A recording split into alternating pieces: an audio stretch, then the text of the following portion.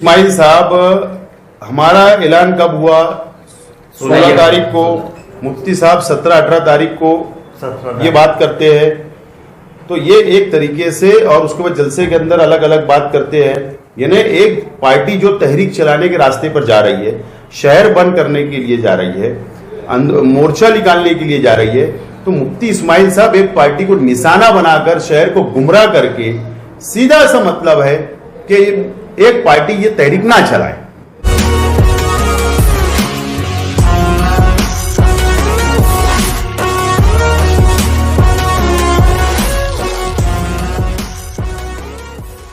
आप लोगों को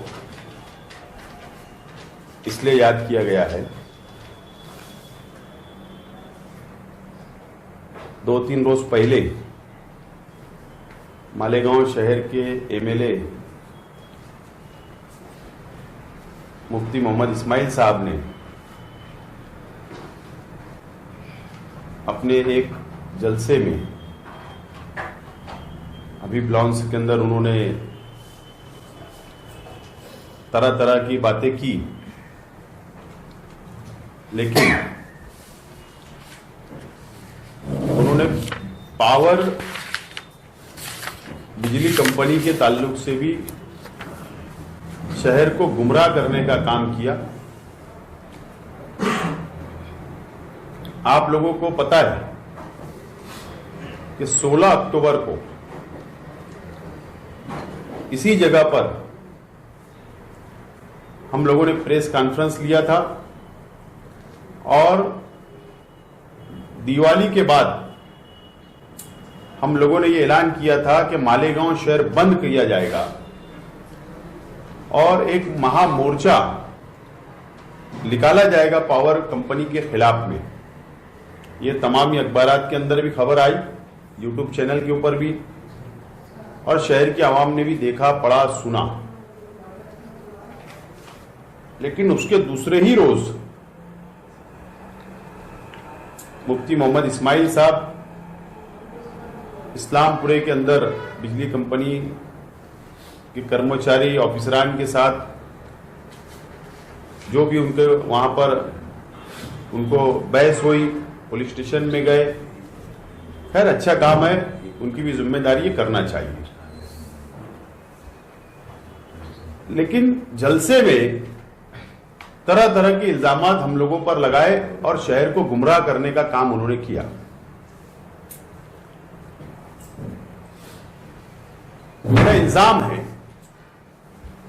कि मुफ्ती मोहम्मद इस्माइल कासमी साहब बिजली कंपनी से मिलीभगत करते हुए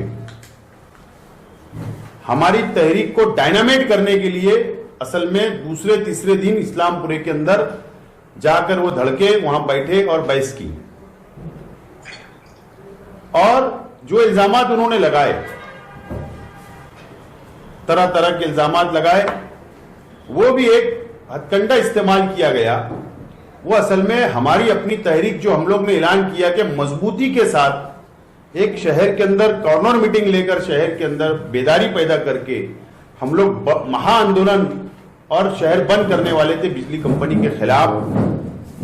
तो मुफ्ती इस्माइल साहब ने हमारी तहरीक को डायनामाइट करने का काम किया और एक अलग तरीके से माहौल पैदा करने का शहर के अंदर काम किया। अगर मुफ्ती मोहम्मद इस्माइल साहब तहरीक चलाना चाहते हैं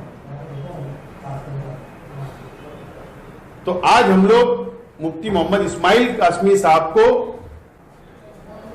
नवंबर एंड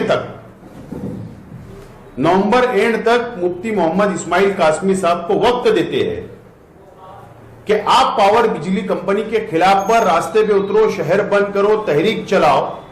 अगर आप शहर का फायदा कर सकते हो, जो अत्याचार कंपनी कर रही है, जो नाइंसाफी शहर की आवाम के साथ कर रही है, जो जुल्म कर रही है कंपनी शहर की आवाम के साथ, चाहे बुनकर हो, छोटा मोटा धंधा करने वाले हो, चाहे घरगुती हो, तमाम ही लोगों के साथ जो अत्याचार कर रही है, जुल्म कर रही है, अगर आप शहर को फायदा दे सकते हो, कंपनी से निजात दिला सकते हो, तो हम नवंबर एंड तक मुफ्ती मोहम्मद इस्माइल कासमी साहब के लिए टाइम देते हैं वो तहरीक चलाए, वो शहर की आवाम को राहत देने का काम करे।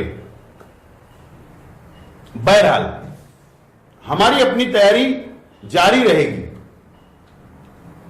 हमारी तैयारी जारी रहेगी।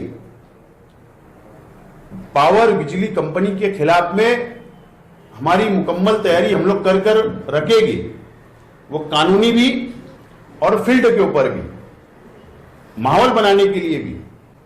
मैं आपको जो बिजली कंपनी जब से आई, शहर के कोई भी सियासी पार्टी को या कोई भी शख्स को आज तक हुकूमत महाराष्ट्र से जो एग्रीमेंट हुआ उसकी कॉपी आज तक कंपनी ने नहीं दी और न शहर के आवाम को बताई। ये मेरे पास हुकूमत महाराष्ट्र के साथ जो कंपनी का एग्रीमेंट हुआ है, ये उसकी कॉपी मैंने हासिल किया हूं, ये आपके सामने मैं बता रहा हूं। और अब इसके ऊपर हम लोग स्टडी करके जो भी रिक्वायरमेंट, जो भी सहूलत देना, कैसी सहूलत कंपनी के जरिए शहर को देना, कैसे वसूल करना, मीटर निकालना नहीं निकालना, तमाम ही चीजें इसके अंदर लिखी हुई है। हम इस एग्रीमेंट के आधार के ऊपर कागजी कार्रवाई, कानूनी कार्रवाई, हमारी तैयारी हम लोग शुरू रखेंगे। और अब इस एग्रीमेंट के हिसाब से हम लोग कंपनी से सवाल जवाब करने की शुरुआत हम लोग करेंगे ताकि शहर की आवाम को राहत मिले। दूसरी बात, पावर कंपनी से हमारे कई सवालात हम लोग पूछ रहे हैं, महावितरण से हम लोग कई सवालात पूछ रहे हैं, और जो सेंट्रल गवर्नमेंट का फाइनेंस डिपार्टमेंट होता है, जो कर्मचारी का पीएफ काटती है, चाहे वो कॉरपोरेशन के कर्मचारी हो, चाहे मानधन के कर्मचारी हो, चाहे प्राइवेट कंपनी के कर्मचारी हो या नौकर हो, कानून है कि जितना पगार वो नौकर को होगा, जो कर्मचारी को होगा, उसके 2 या 5% पीएफ गवर्नमेंट के अकाउंट में जमा कराना ये जरूरी होता है। वो कर्मचारी, वो नौकर की तमाम ही मालूमात, उसका नाम, उसका पता कि हमारी कंपनी में फला फला आदमी काम कर रहा है, नौकरी कर रहा है, उसकी पूरी मुकम्मल मालूमात उनको देना पड़ता है पीएफ कमिश्नर के पास, सीओ के पास, जो नासिक में इसका ऑफिस है। मेरा इल्जाम है कि पावर कंपनी जितने भी कर्मचारी का इस्तेमाल कर रही है वो रिकॉर्ड पर नहीं है, रिकॉर्ड पर नहीं है, पीएफ नहीं कट रहा है, गवर्नमेंट के पास वो कर्मचारियों की मालूमात जमा नहीं है। हम लोग प्राइवेट कंपनी को भी लेटर दे रहे हैं, हम लोग महावितरण कंपनी को भी, गवर्नमेंट को भी लेटर दे रहे हैं, और हम लोग पीएफ डिपार्टमेंट, जो फाइनेंस डिपार्टमेंट सेंट्रल गवर्नमेंट की ऑफिस है नासिक में, कल हमारा ये लेटर उनको भी जाएगा। हमने ये पूछा है कि देश भर के कौन कौन से राज्य के कर्मचारी मालेगांव शहर के अंदर काम कर रहे हैं कंपनी में। हमने दूसरा सवाल ये पूछा है कि महाराष्ट्र से कौन कौन से जिले के लोग मालेगांव शहर के अंदर काम कर रहे हैं कंपनी में। और तीसरा सवाल हमने ये पूछा है कि मालेगांव शहर और मालेगांव तालुके में के कितने कर्मचारी, कौन कौन व्यक्ति काम कर रहा है, उसकी मालूमात हमने मांगी, और उनके पूरे नाम, पता, और कितने लोग का पीएफ ये जमा करा रहे हैं और कितने लोग इलीगल तौर पर वो काम पर रखे हैं। ये गवर्नमेंट का भी नुकसान कर रहे हैं और कर्मचारियों का भी नुकसान कर रहे हैं। इस तरीके का फ्रॉड करने का काम ये कंपनी कर रही है। ऐसी मुकम्मल मालूमात हम लोग मांग रहे हैं, और ये मालूमात हमारे पास आ जाने के बाद मेरी मालूमात है कि कंपनी डायरेक्ट कोई भी कर्मचारी को पेमेंट नहीं देती, डायरेक्ट उनके पास उसकी लिस्ट, उसकी मालूमात नहीं होती। ये मेन कंपनी दूसरी कंपनी को टेंडर देती है या तीसरी कंपनी को टेंडर देती है, वो उसको पैसा देती है और वो सबको पगार देता है। यानी एक तरीके से कानून के खिलाफ ये पावर कंपनी काम कर रही है। हम लोग इसकी भी मालूमात ले रहे हैं, इसके खिलाफ भी कानूनी कार्रवाई करेंगे और एग्रीमेंट के मुताबिक हमारी अपनी तैयारी नवंबर एंड तक हम लोग जारी रखेंगे। लेकिन आज हमारा मुफ्ती मोहम्मद इस्माइल कासमी साहब को हम वक्त देते हैं कि अगर शहर का फायदा आप करा सकते हो तो जरूर आप फायदा कराइए।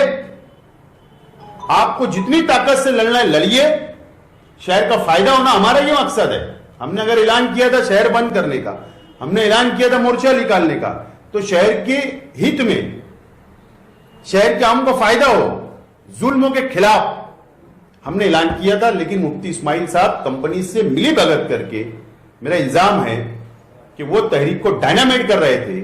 इसके लिए आज हमने उनको वक्त दे दिया कि आप तहरीक चलाओ, हम नवंबर एंड तक देखेंगे कि आप शहर का क्या फायदा करने वाले हो, क्या कंपनी से निजात दिलाने वाले हो। आपके पास तो पावर है, आप तो असेंबली के नुमाइंदे हो, आपको तो असेंबली में बोल सकते हो। आपके पास तो इतने पावर है कि सीएम आपको बुलाता है, गाड़ी में बैठाता है। मैंने सुना हूं कि गाड़ी के अंदर आपको सीएम बैठा लेता है।